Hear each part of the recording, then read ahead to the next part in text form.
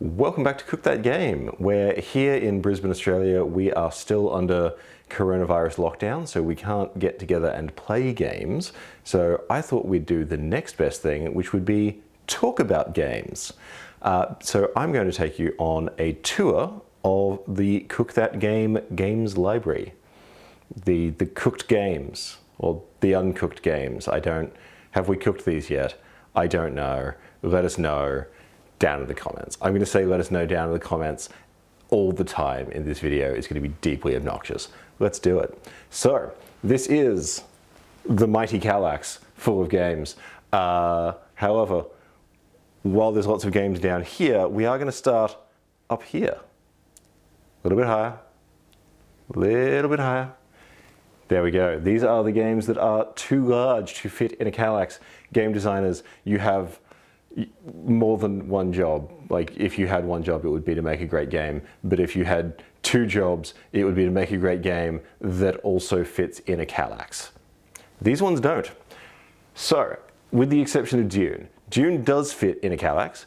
However, that is not my copy of Dune. That is the copy of friend of the channel and victorious player of Raiders of the North Sea, Brad. Brad brought that over here for a game somewhere between a few days and a few years ago. Time means nothing anymore. But he left it here, then he was on holidays, and then I was on holidays, and then the entire world abruptly changed. So Brad, I'll get you your game back at some point. Also up here, Vindication. I've talked a bit about this game before. I love it to death. Who Goes There? Great survival deduction game. The second edition of this does fit in a Kallax, and it is coming my way. So thank you very much, Certifiable Studios. You sorted that out. The Reckoners, in fact, was going to be the next game that we played on Serving Up right before we had to cancel everything for COVID-19. I probably don't love this game as much as some people. I know it's got a really great rep. It's fine, but I know a lot of people love it, so we will get it on the show at some point. Moving on down, we do of course have the delicious dice and the rather hacked up playing cards from the intro. I kept those because of course I did. So up here is where we have all of our small box games. Over here, it's very much a party game vibe. You get your code names, you've got your Resistance, you got your Sushi Go. I don't know why I still own a copy of Cthulhu Flux. I probably haven't played that in 5 or 6 years. Flux got real old, real fast. Definitely worth pointing out on this shelf though is this game made by Brisbane, Australia game designer and friend of the channel, Jack Ford Morgan. It's a lovely little party game where you play as appalling political candidates. My day job is in communications and PR, so this is basically my job, the card game. So somehow that's still fun for me. Great game. Definitely recommend checking out Terrible Candidates. Hey Sam, what's that, what are those cards next to it? The cards next to it? Oh, this is Dodgy Dogs. This is a really cute little game I kickstarted mostly because my girlfriend is mad about dogs. Really adorable. It's basically an Uno clone. So really, if you've played Uno, you've played Dodgy Dogs. Let me find something cute in here. But there you go. The art in this little box is adorable. So if you're going to play Uno, play it with cute misbehaving dogs. That is my professional tip to you as a professional board game opinion haver. I'm not actually professional, no one pays me for this yet, but if I ever become professional, that would be my professional advice. Over here in our small box adventure, we've got some, these are kind of your more gamery small box games. We do of course have your Tiny Epic Galaxies. If you're only going to have one Tiny Epic game, which I do, you got to have your Galaxies. There's a lot of good little two-player games here. Odin's Ravens. This is a great little two-player race game. Takes about 15 minutes. It's really pretty. It's really cute. Patchwork, Fugitive, we've talked about on the channel before. Star Realms, one of the great two-player deck building games. You can see my copy is thoroughly beaten up. It has gotten a lot of play over the years. Moving down a little bit, and everything you'll see on this side is kind of co-op or semi-co-op. Everything over here is more competitive. Root, of course, one of the greatest games of the last few years. The Underworld expansion arrived while I was in lockdown, so I still haven't had a chance to play it. I'm so excited to play Underworld expansion for Root. It's going to be great. War of Whispers, this is it's the weirdest war game I've ever played. You don't actually control an army. You control all of the armies as spy masters behind the scenes. We got this and we immediately wanted to play it on the channel, and then of course we immediately couldn't play it on the channel because it doesn't have a solo mode. And it's solo modes or maybe some internet gaming. We'll come back to you on that all the way down for the next little while. But when we can play games together again, War of Whispers definitely on the cards. Small World, I can't remember if it's Small World or The Resistance. One of those is the first game I ever bought, and I have held onto them across 3 different continents in the time I've owned them. Small World, I still think Small World holds up, honestly. Jump over to our co-ops. A lot of these are a bit pandemic-y, and of course we have our pandemic because you have to have your pandemic. That could be taken out of context very easily. You don't have to have your pandemic, and we are all praying for a vaccine, or not praying. I don't know if you're religious. We all really want a vaccine. That's a cook that game health message. Vaccine would be great. Subterra is probably the favorite of that style of game in my group at the moment. All 3 expansions are currently crammed into this box. Block by block, if you don't know it, I think everyone should know this game. This is a strange game of anarchist insurrection designed by actual anarchists. We love it to pieces. It's definitely going to show up on the channel at some point or another. Shadowrun Crossfire. I think Shadowrun Crossfire is really underrated. This came out just before the legacy game boom. So I think everyone was a little bit confused by a board game that you put stickers on and wrote things on, but give it another look. It is a hard as balls co-op game, but definitely worth your time. Speaking of co-op games, if we continue down this little shelf, Spirit Island, once again, one of the best board games in years. Mysterium is still really popular in my group. I think people seem to have gone off Mysterium a bit. I think it's still great. Ghost Stories. I have played A Study in Emerald once. I mostly bought it because I used to be a big Neil Gaiman tragic. I keep meaning to get it back off the shelves, but I don't remember if it's good. So if you have a strong opinion about A Study in Emerald, let me know in the comments, because it may end up on the pile of things to sell. So these are your classics. These are some of those must-own competitive games. You got your Ticket to Ride, you got your Carcassonne, you got your Ciro. This one here, Discord Ankh Morpork, it has probably come up once or twice on the channel before that I am a gigantic nerd. I'm fairly sure I mentioned that every other video, but I'm a huge fan of Terry Pratchett, huge fan of Discworld. This is the first game we ever played.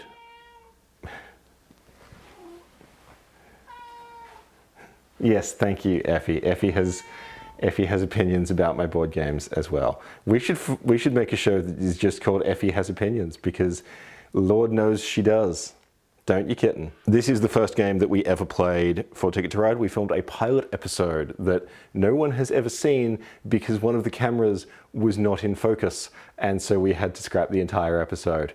We might dig it out as I don't know, if we ever do a Patreon, let's dig it out as a Patreon special, if people don't mind watching our out of focus faces, because that was a really fun game. And the person who won that game has never let me forget the fact that they won a game on our show and no one's seen it yet. So these are some slightly more modern competitive games. The Boldest is a really nice blind bidding game with really, a lot of the games I have, I kind of got them because while they're nice games, they're also really beautiful. I adore the look of this game.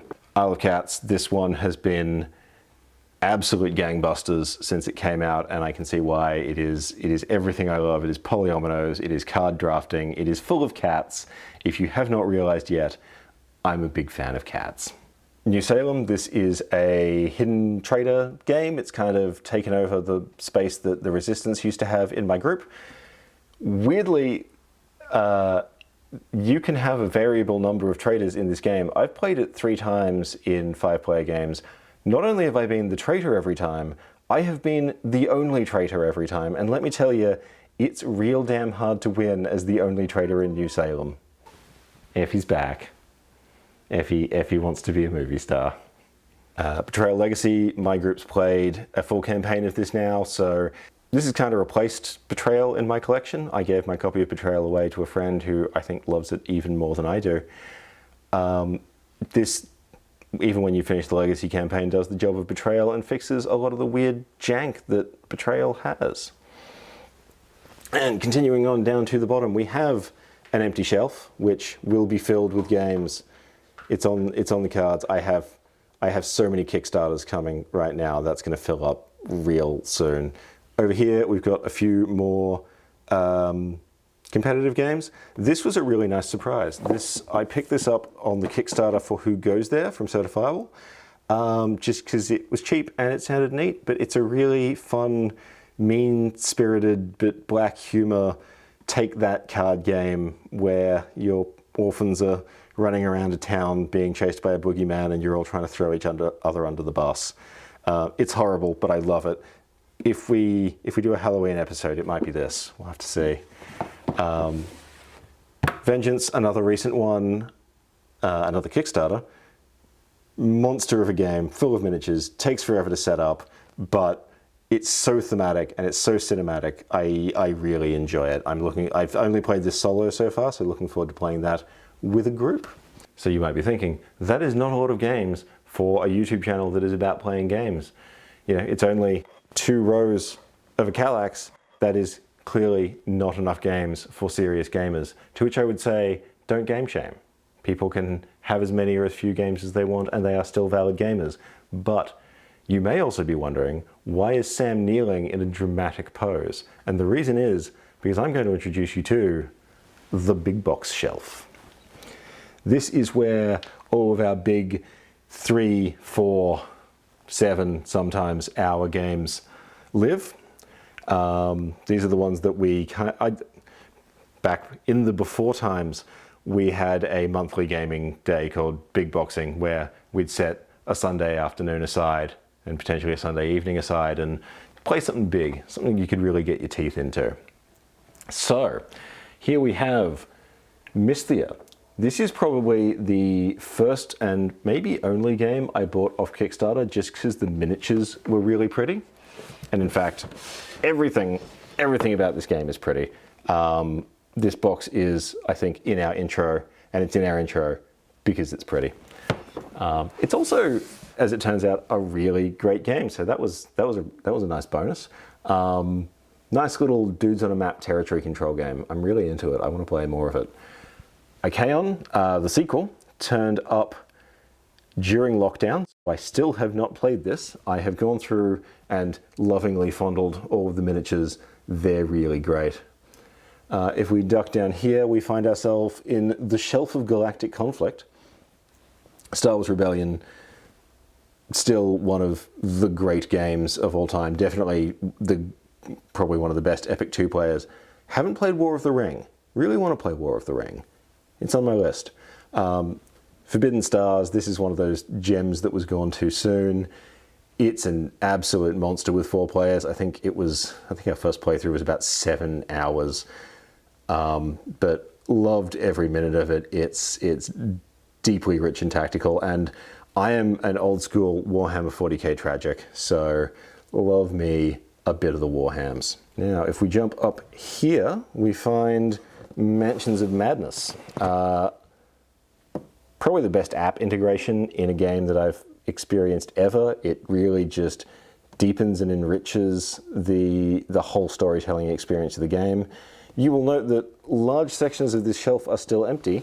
That is room that is being held for when I have the time and money to get the expansions. There's 2 expansions already in this box, but I want them all. They're great. Few more big boxes. Fury of Dracula. My girlfriend has a weird grudge against this game, I think, because it was the first time she ever saw me play a big box game, and she didn't understand why we were playing for 5 hours. But great hidden movement game. If you are playing Dracula, you are legally obliged to have a large glass of nondescript red liquid and cackle periodically. I am lucky enough to have a copy of Battlestar Galactica. You can probably see it's looking much the worse for wear. It has had a lot of love. Doesn't come out at big boxing all that often anymore, just because we've all kind of played it to death, but no one's ever sad when it does. And this war of mine, I've still only played this single player, and I've only played it once, but I adore this game. I think it is an amazing representative of what board games can be as an adult, complex storytelling mechanism. I might try and get that on the channel one of these days. I'm not quite sure how, and it will definitely be coming with a content warning because this game is dark. If we now move across from the big boxing shelf, we can find the worker placement shelf, or worker placement shelves, because, oh boy, I have quite a lot of worker placement games. I love worker placement. It's up there with things like deck management and card drafting as mechanics that I just adore when it's done well. We've got Everdell. Everyone knows Everdell at this point. It's got the big tree that plays no practical role in the game, but it's beautiful. Everything about this game is beautiful. I think it's one of the best presented games that I own, definitely. Possibly one of the best presented games I've ever played. Lords of Waterdeep. This is another one that has traveled multiple continents with me. Looking very much the worse for wear. Still love to get this one off the shelf. I think this is a great intro to worker placement as games go. It's just really straightforward and clean worker placement. If you ever want to teach someone that mechanic, can't do much better.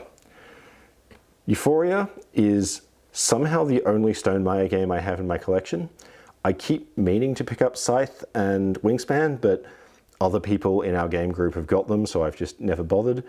I know it's not one of Jamie's better loved games, but I don't know, I like it. I like the mechanic where your workers get too smart and then rebel on you. I think it's a great little dystopian feature. North Sea games, West Kingdom games. Shem is one of my favorite designers working right now. Always interested in picking up more of his games. Manhattan Project, again, that's one that's traveled with me a fair bit. Haven't played it in a while, but it's a great little game.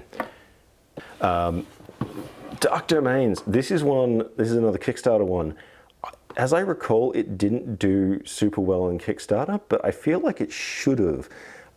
This is a really nice little worker placement programming, be evil but pretend you're not too evil, but you also need to be evil to win game. I think it's got a lot going on, and it comes off the shelf pretty often. If we move down, we come to the shelf of the post-apocalypse, because I have apparently some kind of fascination with post-apocalyptic games. I have long been in search of a really great one. Incidentally, I think Post-Human Saga, that might be my white whale of a post-apocalyptic game. Dead of Winter, it's a classic. I don't love it the most. It deserves its reputation, but it's probably not one I play very often. But yeah, Post-Human Saga, great, really differently narrative post-apocalyptic games. The original Post-Human has got a lot of opportunity for kind of emergent player-driven narrative. Post-Human Saga's got this wonderful book of strange encounters that you can have. If, like a lot of people, you were deeply disappointed by the Fallout board game, you could do a lot worse than checking out Post-Human Saga. It might scratch that itch for you. And finally, we come to the Shelf of Shame. So these are the games. Shelf of Shame, Shelf of Opportunity. Yeah, you could call it a couple of different things. These are the ones that have been here a while. So you would have noticed there were a few I talked about earlier that I just haven't played quite yet because they came during lockdown, but these are ones I don't have an excuse for. They came quite a while ago and I've just never gotten them to the table. Salvation Road looks like it's a kind of neat re-implementation of some of Dead of Winter's mechanics, but also post-apocalyptic, like Mad Max, but brown, just the excessive levels of brown. I do want to play this one though. I've heard pretty cool things. And then our last game on the Shelf of Shame, I have actually played a bunch of times because I played copies owned by 2 different friends, but Chaos in the Old World, another one of those weird, rare, kind of collectible games that you don't see anymore because they're out of print. I always wanted a copy of my own. I picked this one up for way too much money, brand new and shrink wrap from a secondhand group. I still have not been able to convince my friends to play it, and you kind of need 4 people to make it work, but very much looking forward to getting this one to the table. Maybe everyone will be, I don't know, feeling a little bit more positive about spreading disease and death around the world, or maybe probably not. So that is all of the board game shelves, but I have one more shelf to show you because it turns out this is not just a board game library video, it's a behind the scenes video. So while we have done the game shelves, we also have the studio shelf because we have managed to pack an entire multicam filming rig into a single 4-spot IKEA Kallax and some drawers because we're, I don't know, thrifty and creative. So this is what we shoot on. These are little Panasonic cameras that we picked up for a remarkably good price considering we had to buy 4 of them to make our format work. We got sound gear, we got microphones, we got recorders, we got all kinds of cool junk. There's obviously more filming gear that is currently in use. There's lights all around that you can't see because this is the magic of filmmaking. But the most important thing you will find in our studio is the bag of bags. Do not trust any gamer who does not have a bag of bags. And we have one sneaky game shelf left to show you. What is it? What is tucked here behind Brenda the Civil Disobedience Penguin? It is expansion boxes, most of which do not actually contain any expansions because they're all packed into the regular game box, but it's a collector thing. I can't bring myself to just put them in the bin, even though that is the logical place for empty cardboard boxes to go. So they live here, behind this clock of Brenda the Civil Disobedience Penguin that doesn't run because the mechanism broke and I took the battery out. It's disobedient. It is a disobedient clock with a disobedient penguin. That is only going to make sense to a small subset of Australian viewers who read a certain Australian newspaper webcomic. So that's a deep cut for you about Cook That Game. We have anarchist board games and civilly disobedient penguin clocks. And now, thank you for joining us behind the scenes at Cook That Game. This is our collection. You will probably see many of these games over the coming months. Either I'll be playing them solo, or when we're finally out of lockdown, we'll get them to the table. If there's anything that you're super keen to see on the channel, let us know down in the comments. Not all of these games work with our filming setup, but we're trying some new things that you'll see quite soon. So yeah, we're up for a challenge. But as always, thank you for watching. Like, share, subscribe, follow us on social media, and I will see you at the table.